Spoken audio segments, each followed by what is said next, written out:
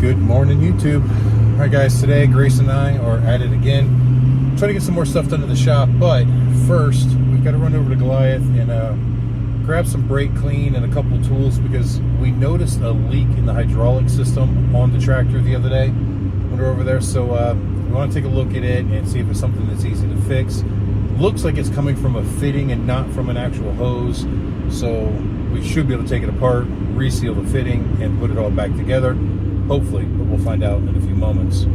I also want to give a big shout out and say thank you to the people who have joined the Patreon community over the last couple of days. You know, we announced it on New Year's Eve, and it went live on New Year's Day, and we've gotten 5 patrons so far, and I'm going to put those people's names right here just as a thank you.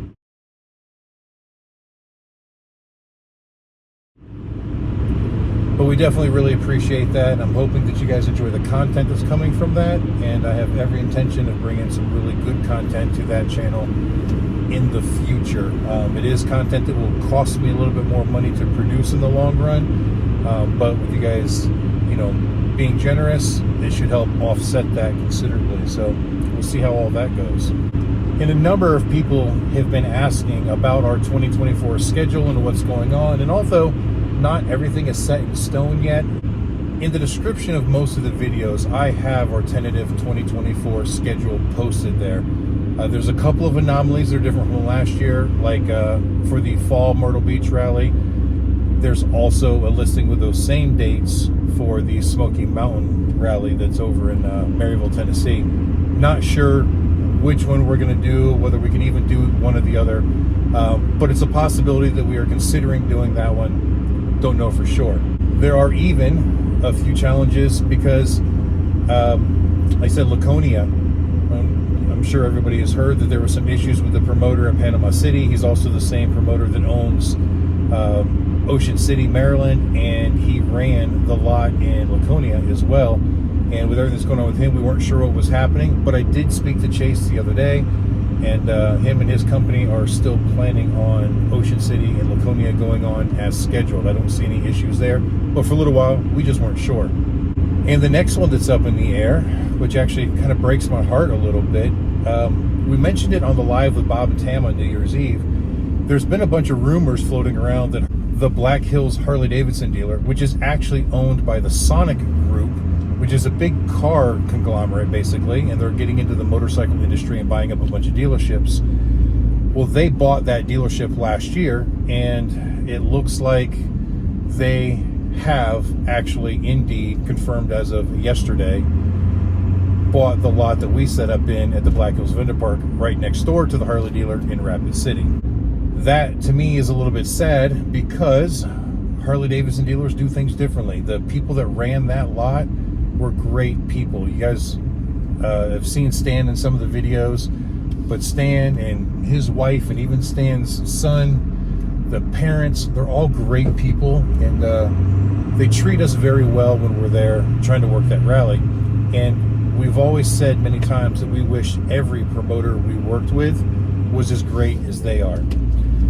Well, now with Harley owning it, we don't know whether or not things are going to change. So one of the reasons we go to that lot is because Harley Davidson's pricing is way crazy expensive.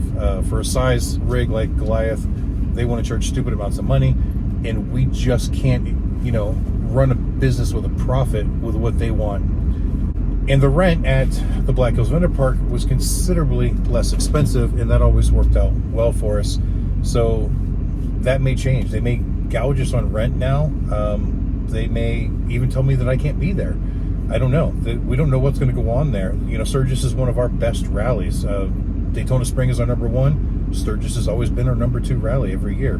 So we really don't know what's going on there. I'm reaching out to Harley Davison to find out who I need to talk to within Sonic or whatever to find out what's going on. Now, one of our other vendor friends has already called the Harley dealer. He's got friends there as well, and they said at this point, nothing is going to change. But whether that means the same people are running it, or they're going to keep the same rent, or they just mean that the same vendors are going to be there, I don't know. So some of that is up in the air. But yeah, it is official. Harley Davison bought that lot, and I'm hoping it doesn't screw us.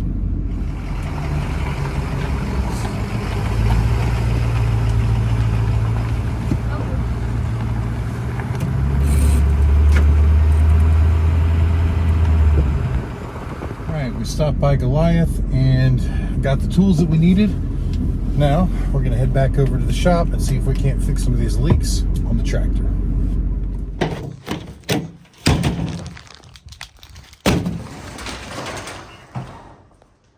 All right guys, back over the shop, and as you can see, we got some puddling underneath here, and it looks like it's all coming from this line right here underneath the loader controls. It's so wet, I can't see exactly where it's coming from, so I'm gonna clean it off.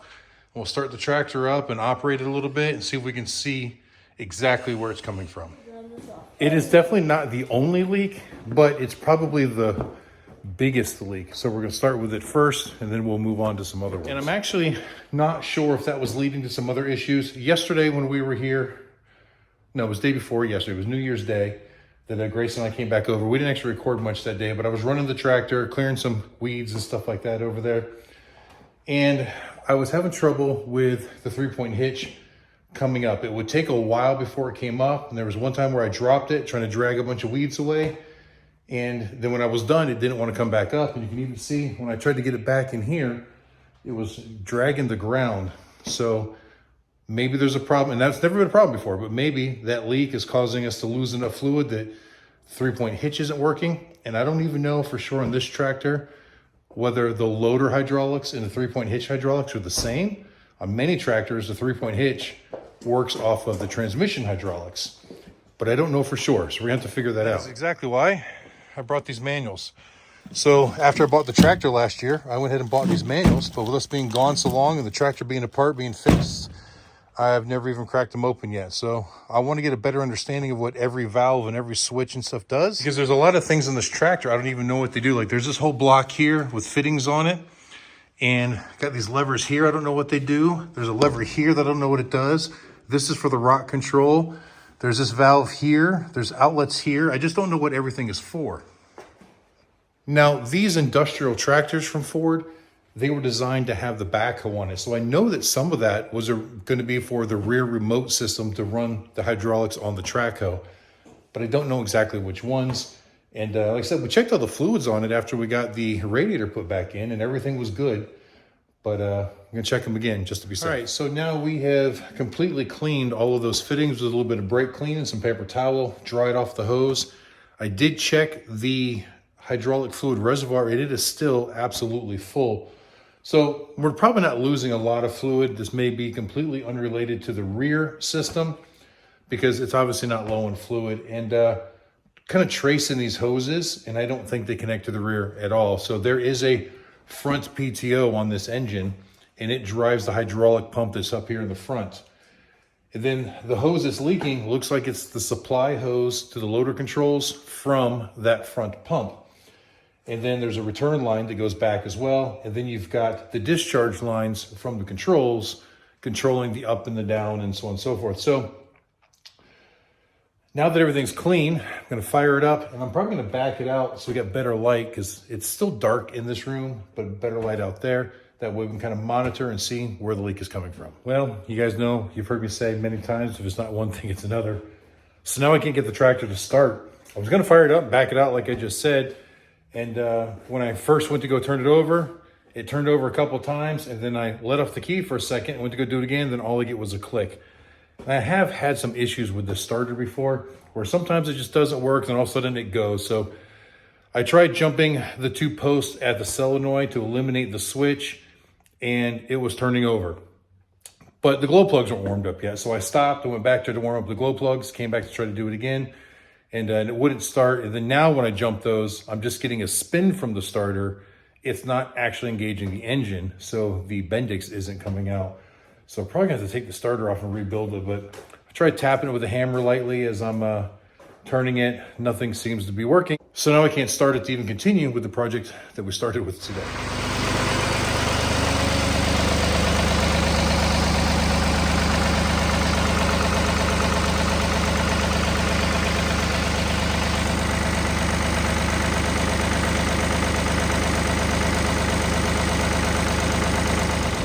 Well, I didn't fix anything.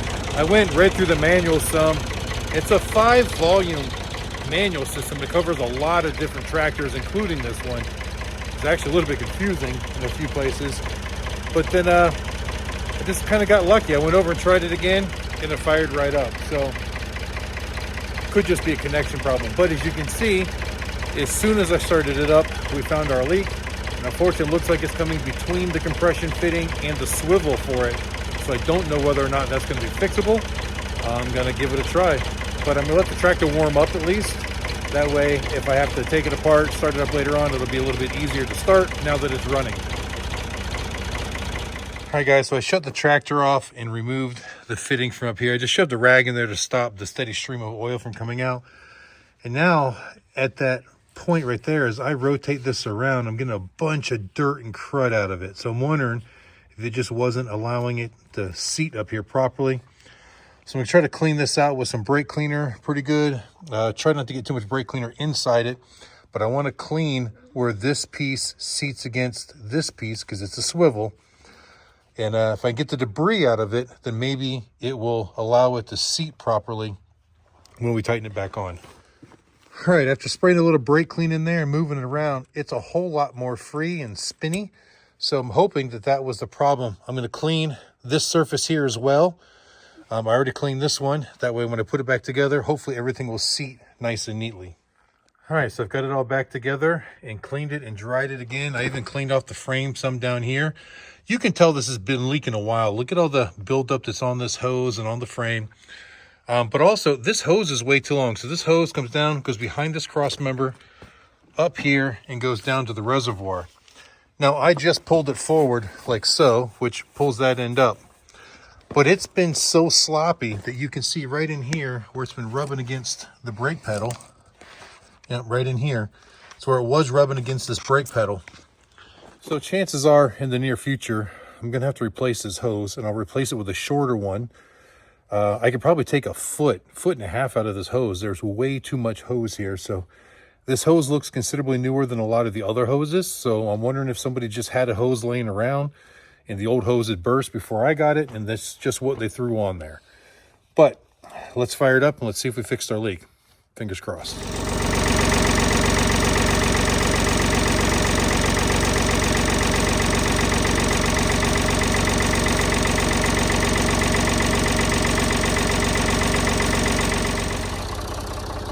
Well, unfortunately, it's still leaking, so maybe there's something wrong between that seat and that coupler, because there shouldn't be any fluid getting around to that side. A compression fitting is supposed to seal against its surfaces, so we'll have to look into something else.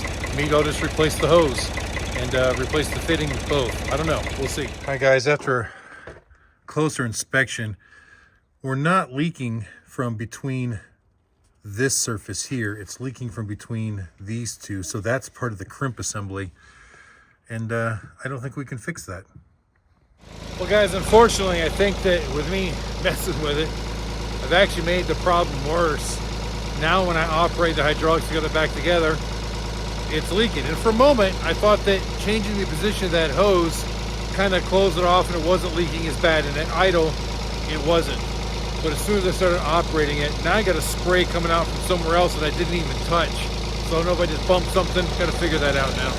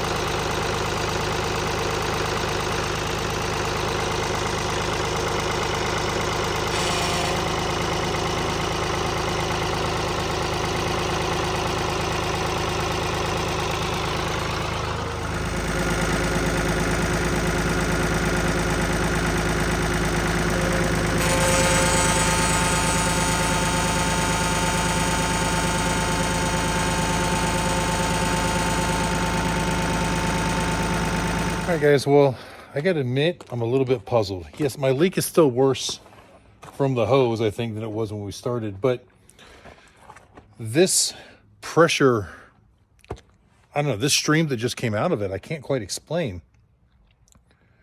And it only did it a couple of times. As I was trying to get the camera set up in place so I could record what was going on, because I can't see down there very well while I'm operating the controls. So I was trying to hold the camera in a position and reach up and do the controls. And I caught it on film. I can see that I did it. And then the next time, it didn't do it. So there looks like a little bolt up there. Maybe it's like a bleeder screw or something. I still can't see up there very good. Not good enough light, and it's up in an area that's kind of back in the shadows. I'm not real sure, but now it's not leaking. So I'm really puzzled on this. So it's looking like I'm gonna have to replace this hose. And all in all, the hose isn't in bad shape. So what I may do is just take this hose off, take it up to my local Napa or a CarQuest. I think both of them can do crimped on hose repairs. I need to shorten it anyway. So we can just kind of cut this end off and I can shorten it, put a new end on it, and that should solve our problem there. And we'll stop this crazy leak. And it'll be way less expensive than just replacing the entire hose, because we only got to buy one end. We don't have to buy any hose or the second end. But unfortunately, it's kind of late in the day today. It's getting dark, it's getting really cold. And if I take this hose off right now, we're gonna lose a lot of our fluid. As you saw, there was a lot coming out from the top, but the other end goes to the bottom side of the reservoir. So we may lose everything in the reservoir, so we'd have to drain it. Ideally, what I'd like to do is go find a cap that I can pop on that. That way, as soon as I disconnect the hose, I can pop a cap on it and then take it off, go get it repaired, come back, put it right back on almost immediately afterwards. So I don't think we're gonna do that today. But I also just happened to notice another potential issue that I'm going to have to address as well. So I was looking in here, and where this battery tray swings out, there's a hinge point. And right there, look at that hinge point. It's right up against the fuel line, right where it goes into the fuel filter housing. Doesn't look like it's causing a problem at the moment, but that's definitely a potential for a problem. So maybe I'll see if I can get a 90-degree fitting to bring this straight down. The hose comes from in behind anyways. That way I can bring the hose down and come straight up into it and hopefully clear that. Or if I need to, I can probably grind away a little bit of this edge, because that's just kind of like a piece of angle there to keep it away from that fuel line. Well, guys, this was definitely not the outcome I was hoping for in this video, but at least it was relatively short compared to the last, and we got to talk a little bit about the schedule and the potential for Harley Davison to really put us in a spot. But before we say good night and get you guys' opinion on something, I thought of a way to store some of the things inside that we don't really want in the weather. Remember, there's those racks in there for the cases, and there's all that rolled hay stuff for seeding yards. A number of you left comments about just the bales of hay, just get rid of them. They're probably no good because they've sat around so long they might be moldy. And some of them actually look pretty good, but yeah, we'll probably just throw them out someplace. But as far as the rolls go, I believe that those are still good and can be put to use. But I don't want them in there. I don't want all the racking in there. But if you look out here in the yard, we've got pallet racking shelves for days. There's a pile here out by the fence. We've got some narrower stuff over there. There's stuff here, there's stuff there. Look at that over there, guys. That from like here all the way over to here is just pallet rack shelves leaned over out of it. Yeah, it's a lot of pallet rack shelving. Look, there's even like scaffolding and all kinds of stuff over here. Now this is the wider base pallet racking. So my thought was, I want to use this narrower stuff here that's blue. Not because it's blue, just because it's narrower. It's only about 24 inches deep, maybe 28, haven't measured it, but just barely over 2 feet, I think. So it won't come off of that back wall too far and take up a lot of space. But this stuff here is 4 foot wide or so, 48 inches. I was thinking about building a couple sections of it out here and taking some of this metal roofing, and there's multiple spots of metal roofing around, and putting a roof on top of it. And then I can move that stuff out here on a pallet, set it on the pallet racking out here in the corner of this yard, completely out of my way. It's still protected from the weather. The pallet racking's already in the weather, so we're not going to hurt it any. But I thought that might be a good solution. Just got to find a good way to shore it up out here so it doesn't sink into the ground. And this is all gravel, but I'll throw a couple pieces of concrete or something down there too. I think that's a good idea. And eventually I want to clear out all these trees that run through here. And then maybe we'll just be able to make this whole row a place for the storage of stuff like that. And some of these implements that we get them up off the ground, get them up on a pallet, on a shelf, where we can still come in and grab them with a forklift when we want. But maybe we'll add some life to these products, as well as getting better organized and make it look better. So tell me what you think in the comments, if you guys think that's a good idea or not. And I don't know, other than that, we're gonna see you later. Thank you for watching, and until the next time I see you, keep those engines running. Once again, thank you for the Patreon viewers. And guys, anybody else who wants to go to the Patreon, the link will also be in the description. Bikes and babes, if you like beautiful motorcycles and beautiful women, which I think we all do, you might like the channel.